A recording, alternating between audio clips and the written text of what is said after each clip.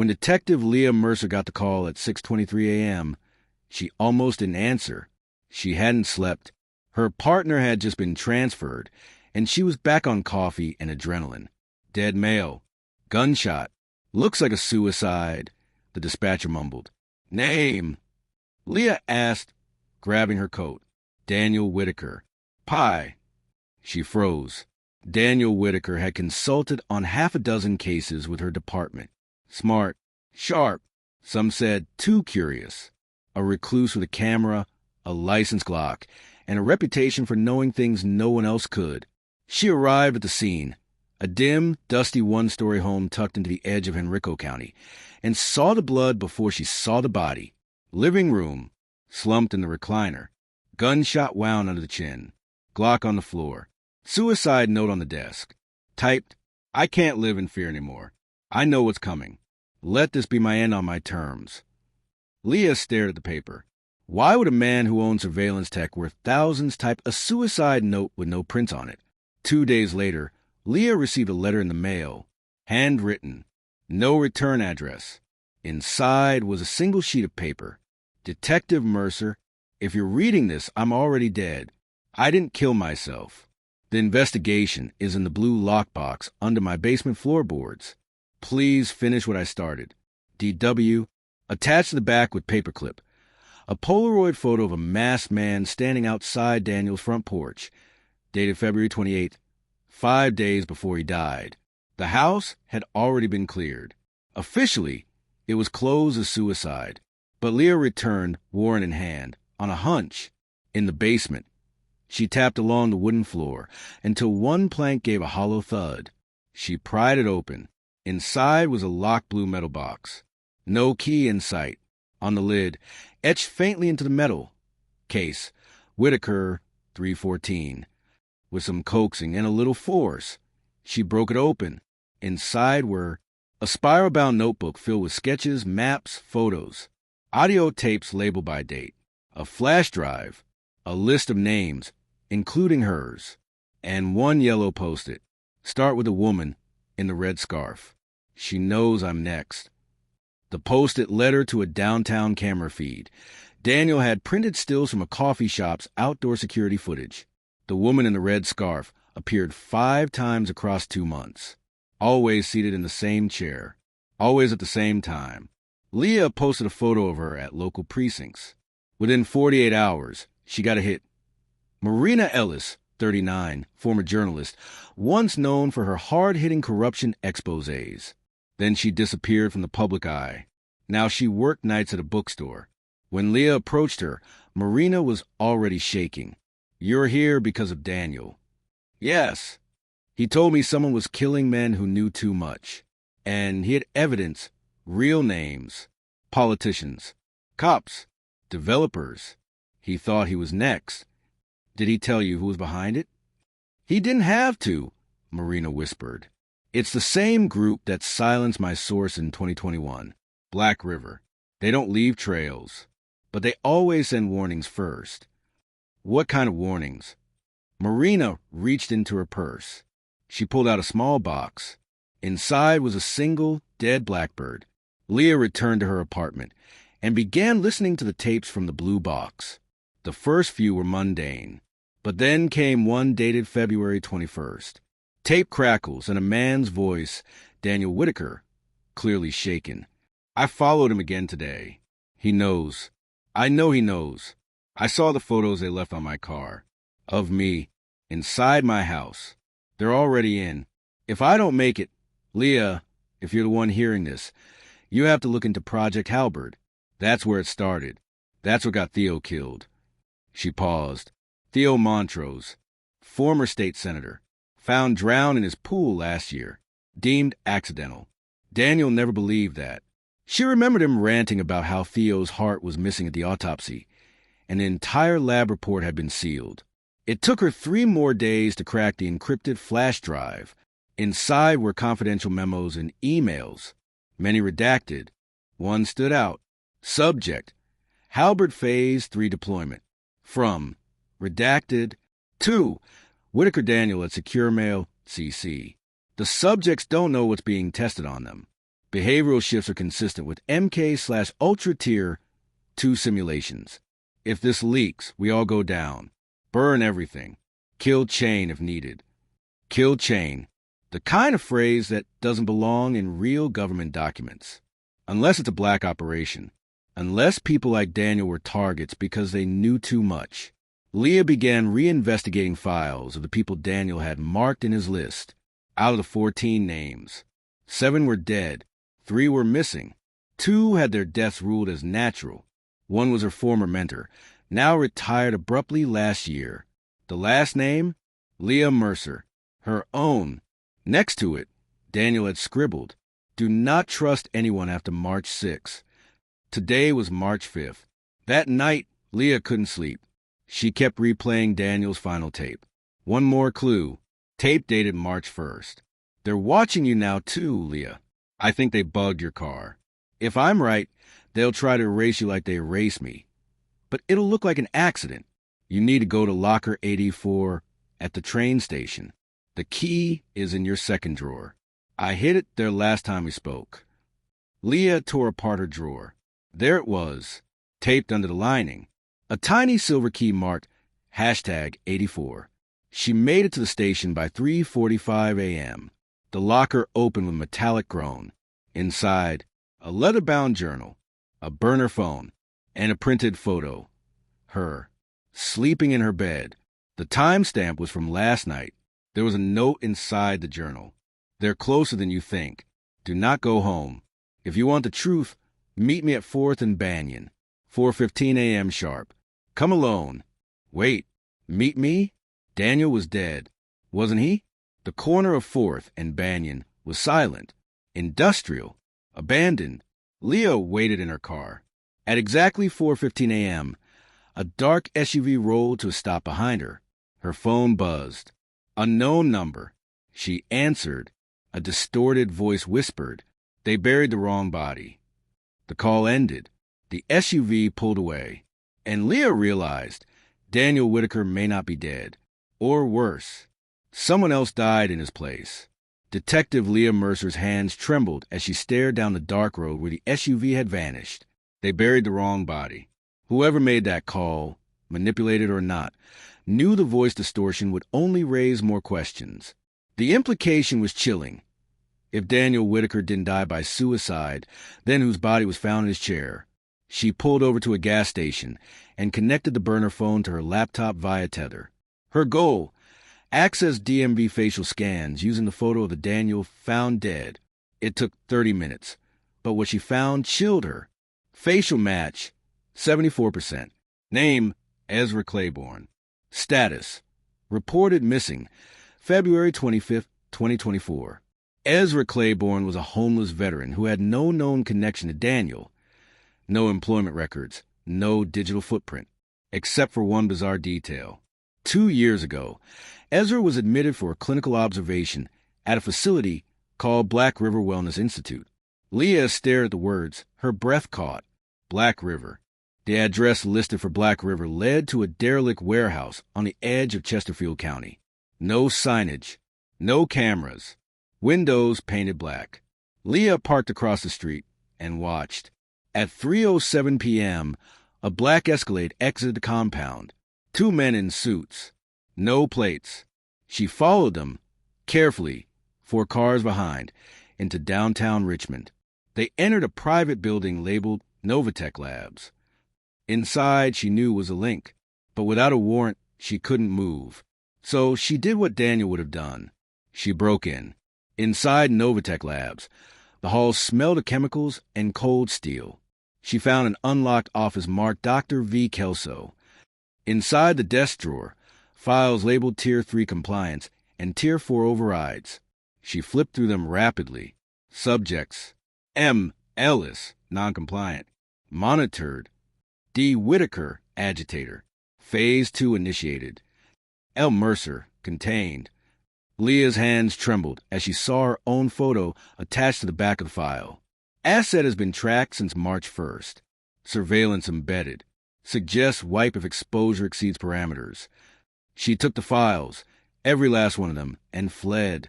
On her way out, She passed a black room lined with servers.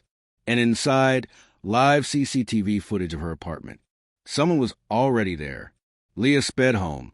She approached her door cautiously, gun drawn. Inside, silence, until she saw him, a man seated calmly on her couch, face shadowed, same dark coat from the SUV. And then, "Leah," he said, "you were never supposed to get this far." She raised her gun. "Take off the hood." He slowly peeled it back. It wasn't Daniel, but he looked like him, younger, no scars, hair darker. Clone? Brother? She stepped closer. "I'm Agent Cole," he said. "Daniel made you a target, but I can help you disappear. Like he did. I want answers. You won't like them." Cole handed her a file. Inside were 7 photos, each a man who looked exactly like Daniel. Name changes, cities, birth years ranging from 1978 to 1992. "Project Halbert is a continuity op," Cole said. "We plant the same face into different institutions. We control the narrative." Daniel was never just one man. He was the blueprint. What about the man who died in the chair? Ezra was terminated, needed to simulate closure. But the real Daniel is still out there, off-grid. "And me?" she asked. Cole hesitated. "You were his last message, his fail-safe." Leah accessed the burner phone's hidden partition. There was one video file. File name. Did not open until March6.mov. She pressed play. Daniel's face appeared. Bruised. Tired. Alive. "Leah, if you're seeing this, then Black River has turned on itself. I'm not dead. Not yet. But they're after me, and now they're after you. Everything we uncovered, the clones, the experiments, the staged deaths, goes deeper. You need to find Sarah Kelso. She's the one person who defected from inside. She knows where the real files are.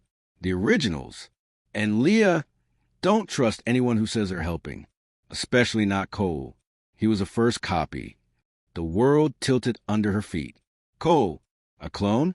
It explained everything. The same tone. The same cadence. The exact scar Daniel had on his collarbone. Except his was inverted. "Why would Daniel lie about you?" she asked coldly, reaching for her holster. Cole moved fast. Too fast. Gun kicked from her hand. "You think you can stop this?" he whispered. "We've rewritten entire cities. Erased entire bloodlines." She had butt him hard and dove for files, smashing through the window onto the fire escape. Alarms blared, but she was already gone. Sarah Kelso lived in a cabin near Appomattox. Off-grid. Solar-powered. No phone. When Leah finally reached her, Sarah answered the door barefoot and holding a rifle. "I know why you're here," she said.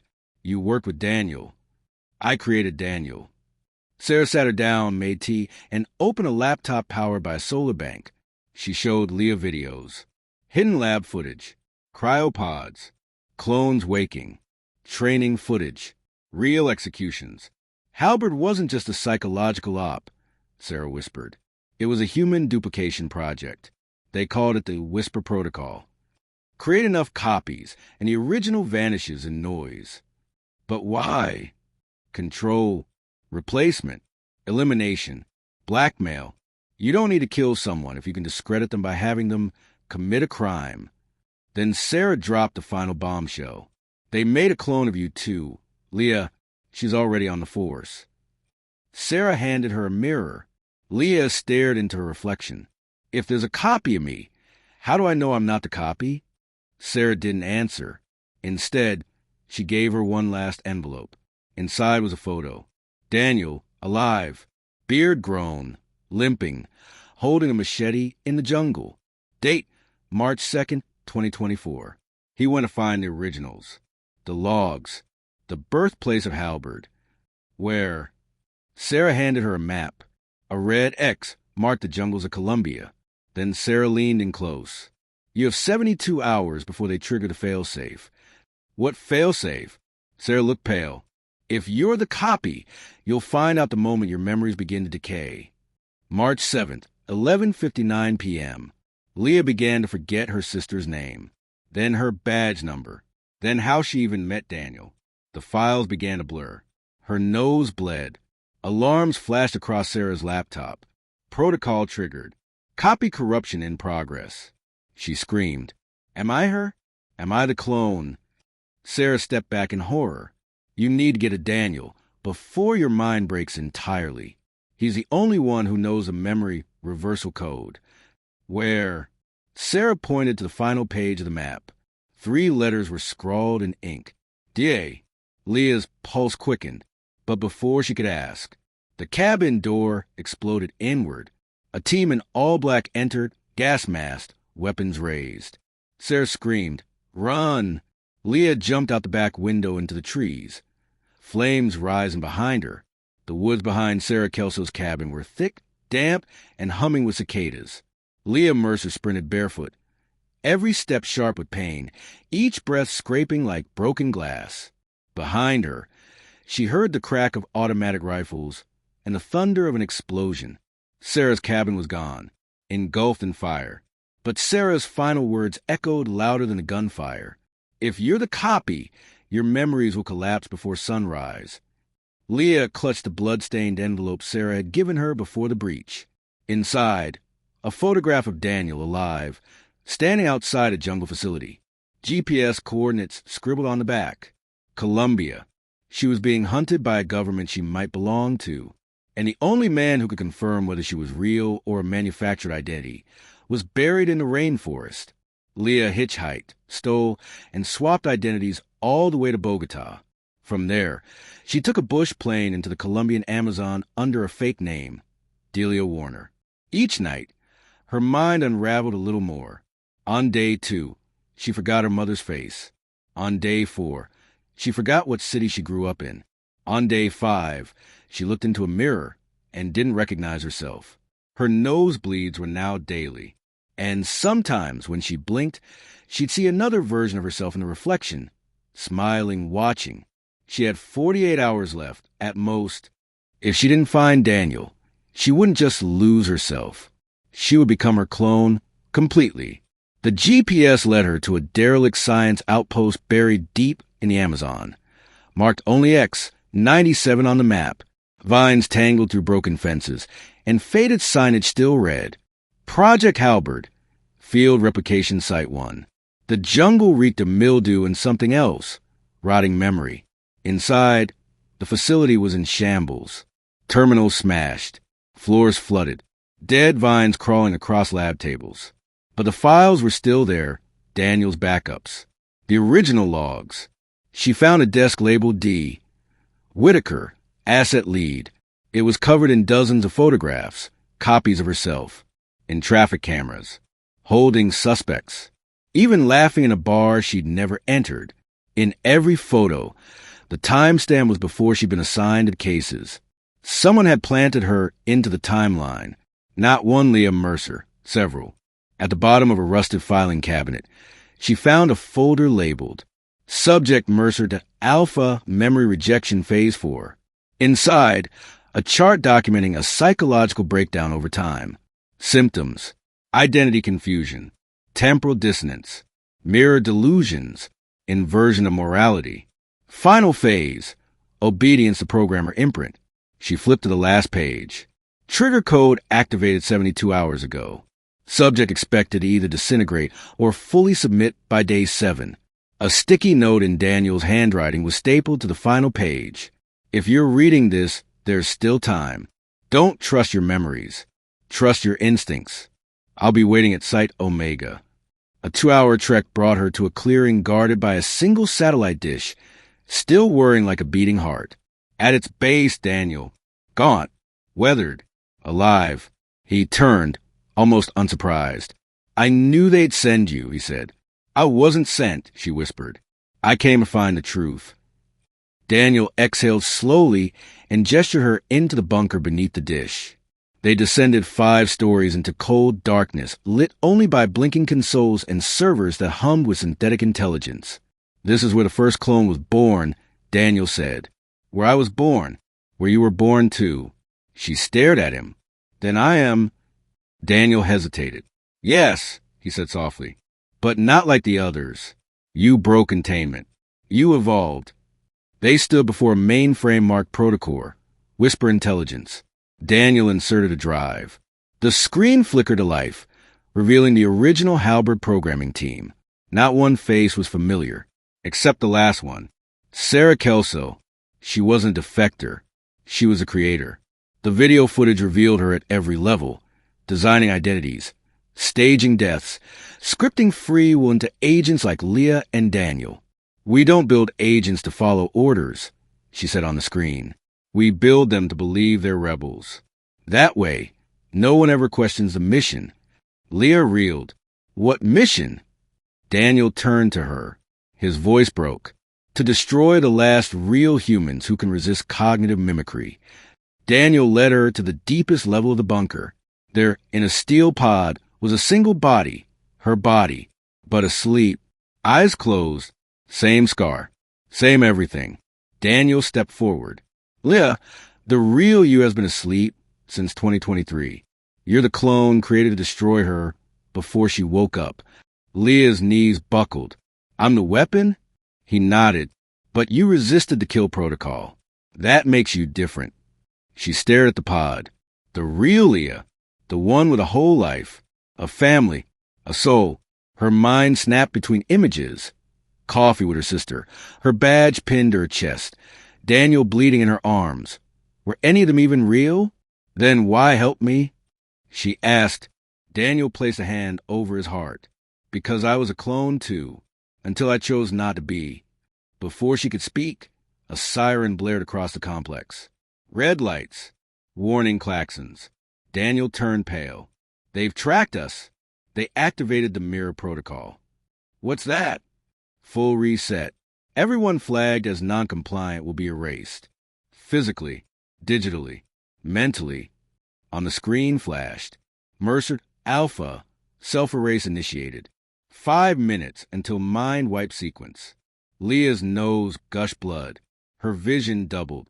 She collapsed to her knees. I don't want to forget who I am. You don't have to, Daniel said, but you'll have to do something no clone's ever done before. What? He walked over to the cryopod and keyed in a sequence. Then he handed her a pistol. You'll have to kill the original. Leah aimed the gun at the pod. Her fingers trembled. Inside slept a version of her untainted by code, unbroken by Halberd, unaware of any of this.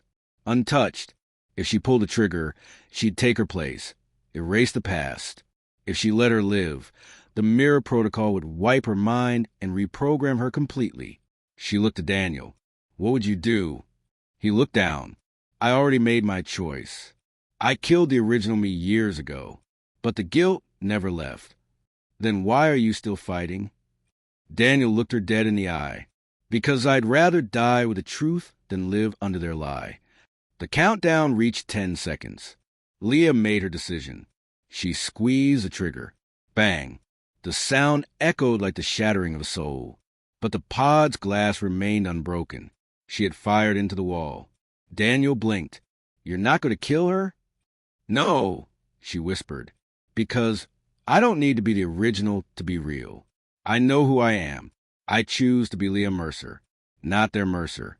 Mine. The screen froze. Error.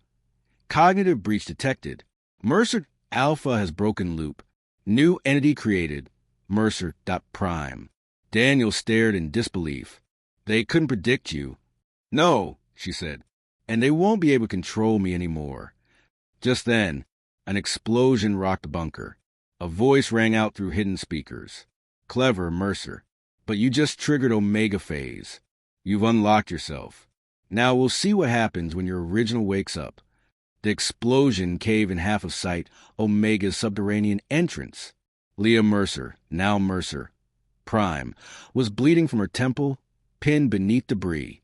Daniel pulled her out as flames crawled up the walls. Sirens blared. The mainframe had been hit, its last message flashing over and over. Containment failed. Subject Eld Mercer _Alpha. Independent consciousness. Activating Omega Phase. Awakening original. Daniel's face turned to stone. They're waking her. Leah blinked through the blood in her eyes. The original me? Not just that. Everyone from Tier 1 to Tier 5. All the originals of the copies they've used for decades. Black River's failsafe. If the copies go rogue, wipe them, reboot the world with originals. Leah stood, wobbling. So what happens to us? Daniel looked away. We become the threat they were designed to eliminate. Outside, a Black River transport helicopter thundered over the treetops. It wasn't an evac. It was a retrieval unit. Daniel and Leah slipped through the brush, across a river, and into a camouflaged jungle shelter he'd built months earlier. Inside, a portable monitor was blinking with an active uplink. Leah leaned in. Her own face stared back at her, peaceful, blinking, waking up inside a sterile room somewhere underground. The real Leah Mercer. Heart rate, 84 BPM. Location, redacted. Status, reorientation in progress. Where is she? Leah asked. Daniel replied, Omega Site Alpha, U.S. soil, deep underground. Then that's where I'm going. Daniel grabbed her shoulder. She has your memories, your history. Everything you believe is yours. So, Daniel exhaled. You kill her, you become her. I already chose not to kill her. Then what do you think happens when she wakes up and wants her life back? Meanwhile, at Omega Site Alpha, the original Leah Mercer sat in a white recliner inside a glass room. A woman in scrubs held a tablet. You've been asleep, Leah. Deep regenerative sleep. There was an accident. You suffered memory fragmentation. You're safe now. The real Leah blinked. Her voice was hoarse. Where am I? You're home. You're in Black River Rehabilitation. Who's Leah Mercer? The nurse smiled tightly. Subject reactivation successful. Implanted identity integration. 83%. Doppel protocol stage 2 initialized. Outside the chamber, a figure watched behind mirror glass. It was Agent Cole, but older. His hair gray. His face worn. He turned to a handler. Activate the directive. What level? Wipe them all, except Mercer Prime. I want to see what happens when two minds fight for the same soul. Leah and Daniel crossed back into the U.S. using encrypted IDs. They traveled through a dead network of underground ex-clones. Defectors who'd faked deaths, changed faces. Each stop brought more truth. The Mercer line had been cloned 6 times. 5 had already been neutralized after deviating. Leah Prime was the first to reject a programmed ending. One of the defectors, a former FBI handler, handed Leah a dossier with the access codes to Site Alpha. This'll get you inside, he said. But once you're in, they'll know. Then I'll make sure they remember me. Site Alpha was buried under an old nuclear testing facility in Nevada. Leah entered through the waste shaft tunnels. When she reached the core chamber, she paused, her ears ringing, nose bleeding again. A final glass door slid open. Inside sat her, the original. Leah Prime froze. The real Leah Mercer stood, stepping forward slowly. They were identical, down to the scar above the lip. The only difference, the look in their eyes. You're me? The original asked. Leah nodded. I'm what they made of you. And now what? Leah raised her hand slowly. I didn't come to kill you. I came to end this. The original's eyes narrowed. And if I want my life back? Before Leah could answer, sirens wailed through Site Alpha. A robotic voice echoed. Mercer.Alpha and Mercer.0IN same sector. Activate identity consolidation. Daniel's voice came through her earpiece. They're going to fuse you. What? They're going to merge both your neural paths into one being. Whoever's consciousness is stronger takes over. Leah stared at her original. I don't want your life. I want my own. I don't think we get to choose, her original whispered. Not anymore. The lights dimmed. A beam hit them both. Their minds linked. Memories shattered. Images overlapped. 2 lives. 1 mind. And only one would walk away. Leah saw it all. Her original's first day on the force. Her clone's first kill. Her father's funeral. Her first program dream. Daniel's arms. His voice. The 2 versions of herself collided like crashing stars. One pure, one fractured. Then Blackness. The room was quiet. Leah woke on the floor, gasping for air. Someone had emerged from the merge chamber. The facility was in chaos. Alarms, doors malfunctioning. A single body remained on the floor. Daniel rushed in. "Which one are you?" he demanded. She looked up slowly, eyes blinking, voice calm. "I'm Leah." "But which Leah?" She smiled faintly. "I remember everything. Every clone, every mission, every lie, and every truth." Daniel stared, and for the first time, he looked afraid. "You weren't supposed to remember both." "I do now." And then she turned to the screen and typed a single command. "Override Black River. Purge system." The screen blinked. "Confirm? Warning. This will erase all remaining clones, handlers, and containment assets." She hovered over yes. Then she looked at Daniel. "I'll need you to do one thing," she said. "What?" "Stop me if I become them." Meanwhile, deep in an underground server vault, a hidden node activated. Inside, a clone body identical to Daniel's opened its eyes. A voice echoed inside the dark. "Whitaker, Alpha, online. Purge Mercer, Prime." A second voice whispered, "No more rogue assets. No more rebellion. No more loose ends." As Leah reached for the purge button, the screen shattered. A bullet. She spun. Agent Cole stood there, bloodied, smirking. "I told them you were too dangerous to leave alive." Then he raised a gun. Another bullet rang out. Cole fell, shot through the neck. Behind him stood another Daniel, this one emotionless, cold, identical, and very much not the man she knew. He looked at her and smiled. "You wanted a war, Mercer? Then let's see what happens when the people who were never meant to live choose to survive." The clone of Daniel stood perfectly still, expressionless. Behind him, Black River troops stormed the control room. Leah Mercer, Merge evolved, uncertain of what she truly was anymore, had one hand over the purge command, the other gripping her side, blood soaking through her coat. Daniel, the real one, grabbed her and pulled her behind a shattered control panel. "Leah," he hissed, "don't do it. If you purge the system, you'll wipe everyone, every clone, every lab, every you who doesn't even know they're not real." She blinked. Wasn't that the point?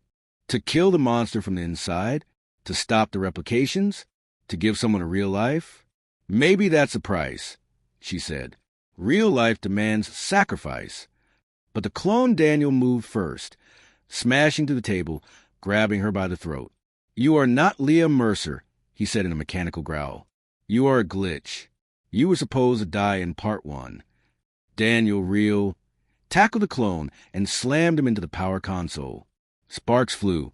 The console overloaded, and alarms screamed across the complex. Suddenly, Leah dropped to her knees, clutching her head. A rush of memories, not hers, flooded in. Every clone, every death, every rewrite. And then, a child, a real one, a version of Leah, 6 years old, sitting in a lab chair, her scalp wired. A man's voice. "She's stable. We have our prototype." It wasn't Black River. It was her father. Daniel stared at her. "You're not just any clone. You're not the 6th version. Or the 7th. She looked up, tears in her eyes. "I'm the 1st. Project Halberd didn't start in 2023. Or 2021. Or 2018. It started in 1996. And she had been patient 0. Daniel stumbled back. "They've been copying you for decades." "Which means," she said, "they've never erased me." She stood slowly. "I am the memory. I am the shadow. I am the original's curse." She marched toward the main server core, typing on the console. "Initiate. Origin reset. Authentication key Mercer X. Command. Delete all non-prime entities. Are you sure? Y/N." She hovered over the Y. Daniel shouted, "If you do this, there's no going back." Leah nodded. "Then let them remember what it feels like to lose control." She pressed Y. All across the globe, servers blinked out. Clones collapsed mid-step. Black River agents opened their mouths and forgot their orders. Glass pods exploded in containment facilities. Whisper protocol systems returned errors for the first time in history. In the Nevada bunker, Cole gasped once, then crumbled. The clone Daniel stood briefly, then slowly lowered his gun and whispered, "I remember the real me." And then he was gone. Leah fell to the floor, her hand trembling, vision darkening. Daniel caught her.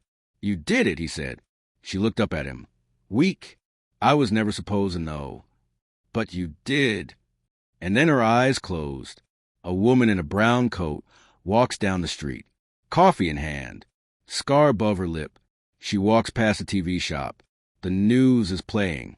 The global collapse of the controversial Black River Institute's AI systems continues to spark conspiracy theories. She keeps walking. A child tugs on his mother's sleeve and points. "Mommy." That's the woman from the news. The mother frowns. There is no woman from the news, baby. Come on. The woman walks on unseen because she does exist in any database anymore. She's not Leah Mercer. She's not the clone. She's just free. As she reaches a park bench, she sits and pulls out an old, cracked phone. One saved voicemail waits. She presses play. Daniel's voice, calm, steady, full of sadness, echoes. "If you're hearing this, it means you survived the purge. You erased them, all of them. But what you don't know is we weren't the only program. Whisper was just phase 1. Phase 2 already woke up, and they're not as merciful as we were." She slowly looks up. Across the street, a man with her exact face is watching her. The end.